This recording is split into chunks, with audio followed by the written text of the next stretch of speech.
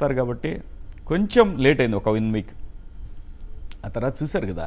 అవును, ప్రశాంత్ని చేయాలని ముందు నుంచి డిసైడ్ అయ్యారు. కామన్ మ్యాన్ కదా, నువ్వు అవ్వాలి, నేను తగ్గుతున్నానని అన్నారు. మీ ఇంటి దగ్గరికి వచ్చిందని కూడా త్యాగం చేసి, అది బడ్డీస్ టాస్క్. అది ఆ టాస్క్లో నేనేమన్నా నాకు ఎందుకంటే ఆ పిల్లాడు అప్పటికే 5 వారాలు అయినట్టుంది. 5 వారాలు 4 వారాలు అయిన తర్వాత మంచి గేమర్ అండి, భలే ఆడతాడండి అబ్బాయి.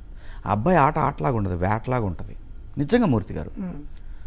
సో వాడిది ఎంటర్టైన్మెంట్ పార్ట్ను కూడా వాడి దగ్గర చాలా ఉంది, నాకు తెలుసు. వాడిలో ఉన్న ఎంటర్టైన్మెంట్ నాకు తెలుసు కాబట్టి నేను వాడిని కెలికి మరీ వాడితో చేయించేవాడిని. సో దాని తర్వాత వాడికి అర్థమైపోయింది, ఓహో ఇది కూడా కావాలి కదా. ఆ ఎంటర్టైన్మెంట్ వాళ్ళ దగ్గర ఉంది, నేను చేసిందేం లేదు. కాకపోతే ఉన్నాడు, శివన్ ఉన్నాడు.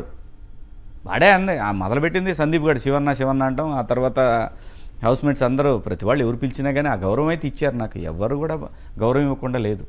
ప్రతివాడు అదే మాటతోటి పిలిచేవాళ్ళు.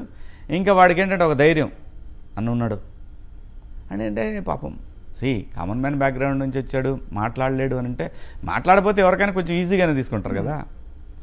ఏయ్ అలా కాదు,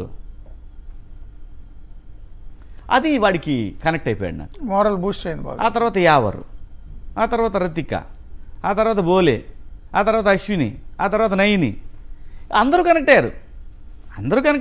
అయ్యో స్పై గ్రూప్ అని ఏదో, స్పా గ్రూప్ అని ఏదో, స్పై ఉంటుంది. శివాజీ, ప్రశాంత్, యావరు, ఎవడో పెట్టాడు, ఎవడో ట్రెండ్ చేశాడు దాన్ని. ఓకే, అసలు బయట వచ్చినా చూస్తే మూర్తి గారు ఒక్కొక్క సాంగ్ అంటే నిజంగా అక్కడ మా మధ్యలో రియల్ బాండేజ్ సెట్ అయింది. ఎక్కడక్కడ స్వార్థం లేదు. వాడు గెలిచాడా, ఓకే, గెలవలేదా అదే అనేవాడిని. ప్రతి వారం నువ్వే గెలవాలా, ఇంకెవరు గెలవద్దా, ఇక్కడ తప్పు అది. సో ఇలాంటి చిన్న విషయాలు నేను వాళ్ళకి, అంటే ఒక ప్రస్థానం జరుగుతున్నప్పుడు మీరు డిసైడ్ అయ్యారా, కామన్ మ్యాన్ గెలిపించాలి, నేను గెలవడానికి కాదనే ఫీల్ వచ్చిందా? అదే, ఎందుకంటే ప్రతిసారి కొన్ని ఎపిసోడ్లో అనిపించింది ప్రశాంత్ని గెలిపించడానికే శివాజీ ఉన్నారు అనే ఫీల్. అంటే ఏం లేదండి, సపోర్ట్ అలా అనిపిస్తుంది. అంటే మిగిలిన మీ హౌస్ మేట్స్ కూడా అదే అనేవారు. వాళ్ళు అనేవాళ్ళు. కాకపోతే ఏంటంటే నేను ప్రొటెక్ట్ చేయడం నాకు ఇష్టం. ఎవడన్నా వీక్గా ఉన్నాడు అనుకోండి, అంటే మాట్లాడలేని స్థితి. వీక్ అంటే ఆ కుర్రాడు వీక్ కాదు, వాడు చాలా స్ట్రాంగ్. కంటెస్టెంట్లందరిలోకి స్ట్రాంగ్ మెంటాలిటీ, స్ట్రాంగ్ గేము అన్నీ ఉన్నాడు వాడు వీక్ కాదు. వాడికి ఉన్న వీక్ ఏంటంటే నేను కామన్ మ్యాన్ నుంచి వచ్చాడనే ఒక ఫ్యాక్టర్ అందరికి వీక్గా అనిపించింది. ఏయ్ కాదు, వాడు వేటాడటానికి వచ్చాడు అని చెప్పా. సో అక్కడి నుంచి నేను వాడిని ఏమైనా అనాలంటే ఈయన వస్తాడు మళ్ళీ అనే ఫీలింగ్ ఒకటి క్రియేట్ చేసాం ఆడ.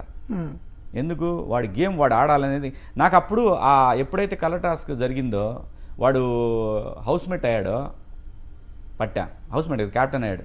ఇంకా వదలొద్దు వీడిని, వీడి దగ్గర చాలా టాలెంట్ బయటికి రావాలండి. ఎవడు గెలుస్తాడని జనం చెప్పాలి. కానీ ఆ తర్వాత యావరు జంప్స్ అండి పిల్లలిద్దరు బయట నుంచి. అంటే ఒక కామన్ మ్యాన్ కేటగిరీ నుంచి ఆల్మోస్ట్ యావరు కూడా అంతే, ఒక మోడల్ కేటగిరీ నుంచి వచ్చాడు.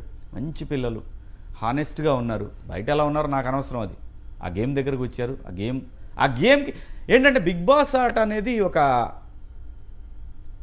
ఫెయిర్ గేమ్ అండి, ఒక లైఫ్ని చూపించే ఒక గేమ్. దాని రూల్స్లో కూడా ఎవరికన్నా ఇక్కడ ఎక్కువ కాదు.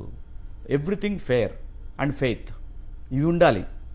సో ఏమైందంటే కొన్ని సీజన్స్ జరిగిన విధానాల వల్ల ఏమో లేదు, మనం గట్టిగా అరిస్తే మనల్ని చూస్తారు, మనం ఎగబడాలి, ఇలాంటి కాన్సెప్ట్లతోటి కొంతమందికి సూపర్గా ఉండేవాళ్ళు. లైక్ మీలాంటి జర్నలిస్టులు కానివ్వండి, కొంత ఏండ్రా గోళ అని అనిపిస్తుంది. కానీ నిజంగా అదే 24 అవర్స్ చూస్తే మీరు ఆ మాట అనరు. Everything fair, everything faith.